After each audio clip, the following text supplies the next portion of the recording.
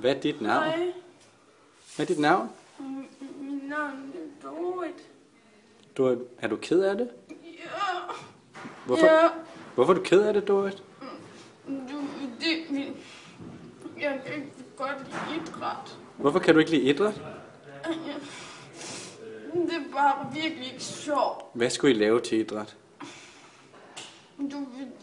Fordi at der var den her buk, og så de andre børn. Altså en og så- springbuk? Ja. Okay. Ja, sådan en, man skal hoppe over. Og det var fordi de andre siger, jeg er tyk. Og det kan jeg altså ikke lide. Altså, det synes jeg faktisk er rigtig træls. Ja. Hvad gjorde din lærer så? Hvad så ham der fundet på, at vi skulle springe over den buk? Hvad sagde du til ham så? Jeg sagde ikke noget. Jeg blev bare rigtig ked af det.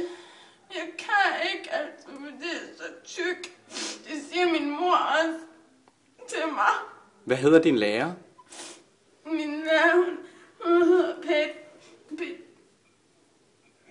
Petrina. Petrina? Ja. Det er fordi, hun kommer fra sådan et andet land. Hun kommer fra et andet land. Ja. Nå.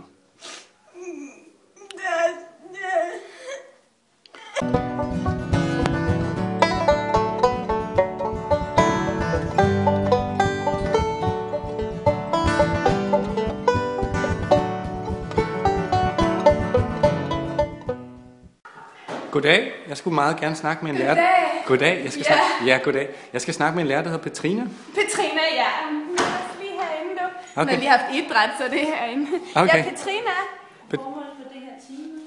Petrina. Petrina. Nu skal du høre, vi har lige fået besøg af en, der gerne vil Ja, interviewe dig. goddag. Jeg vil bare gerne høre, har du lige haft idræt med en, der hedder Dorit fra din klasse? Jeg har faktisk ikke så meget tid.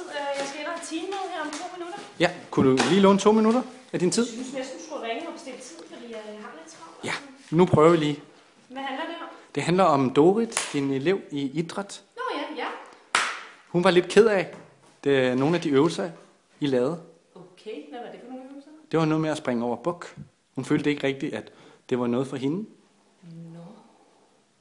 Ja, hun var sådan lidt modvillig. Sådan er hun ofte til idræt. Ja.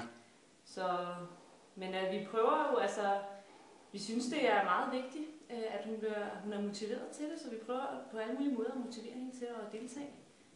Det kunne måske være meget godt for hende, og ja. Vi har også talt med hendes forældre om det. Hun er sådan lidt, hun er ikke så glad for idræt, men vi prøver, det kunne jo være meget sundt for hende, har vi snakket om med forældrene, så vi prøver at gøre alt for at motivere hende til at deltage. Hun har altid været sådan.